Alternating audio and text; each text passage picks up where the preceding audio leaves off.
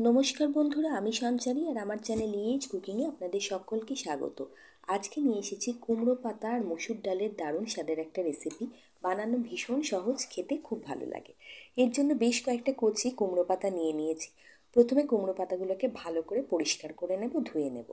তারপরে কুমড়ো পাতাগুলোকে একটু গরম জলে কিন্তু ভাপিয়ে নিতে হবে। সেই জন্য অল্প একটু জল গরম করে তার মধ্যে দিয়ে দিয়েছি বেশ কিছুটা নুন, আর কুমড়ো পাতাগুলোকে 5 থেকে 7 মিনিটের জন্য গরম জলটার মধ্যে কিন্তু ভিজিয়ে রেখে দেব।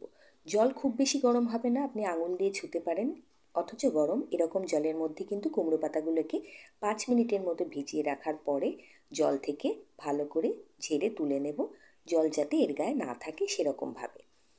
ভীষণ সহজেই রান্নাটা, খেতে খুব ভালো লাগে। কখনো যদি এইভাবে বানিয়ে না থাকেন তাহলে অবশ্যই বানাবেন।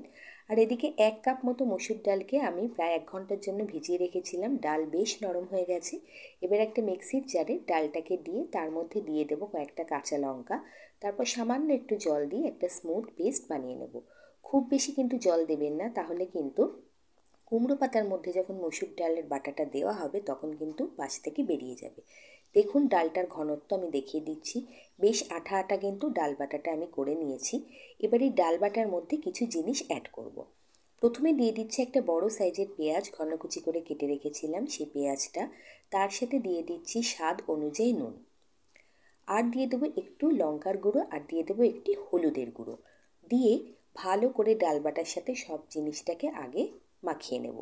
ডালটা যখন বাটবেন চেষ্টা করবেন যে ডালটাতে যতদূর সম্ভব কম জল দেওয়া যায় সেইভাবে ডালটাকে বাটার জন্য, যাতে খুব ঘন ঘন একটা ডালের ব্যাটার তৈরি হয়। সব কিছু দিয়ে ডাল বাটাটাকে খুব ভালোভাবে মিশিয়ে নিচ্ছি। এই রান্নাটা করতে সময় কিন্তু একেবারেই বেশি লাগে না, আর খেতে ততটাই ভালো লাগে। অনুরোধ করব, যদি কখনো বানিয়ে না থাকেন অবশ্যই এইভাবে একবার বানাবেন। একদমই নিরাশ হবেন না, বাচ্চা থেকে বড় সবাই কিন্তু এটা খেতে পছন্দ করবে।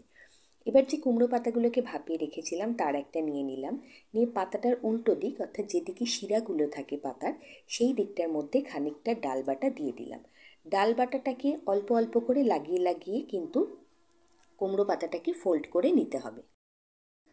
পাতার মাঝখান বরাবর প্রায় 1.5 চামচ মতো ডাল বাটা আমি খুব ভালোভাবে লাগিয়ে নিলাম। ডাল বাটাটাকে কিন্তু খুব পুরু করে বা মোটা করে দেওয়া যাবে না, বেশ একটু পাতলা করে লাগিয়ে নিই। দুদিক থেকে কিন্তু আমি পাতাটাকে ফোল্ড করে নেব। আর যতবার পাতাটাকে ফোল্ড করব, প্রতিবার ফোল্ড করা পাতার ওপরে কিন্তু একটু করে ডাল বাটা লাগিয়ে দেব। খাম তৈরি করার সময় আমরা যেরকম করি, একটার পর একটা ফোল্ড করে আর একটু একটু করে আঠা লাগাতে লাগাতে যাই, ঠিক এখানে মসুর ডালটা কিন্তু আঠার মতো কাজ করবে, যাতে ফোল্ডগুলো খুব ভালো মতো আটকে থাকবে, একটুও কিন্তু ভাজার সময় খুলে যাবে না।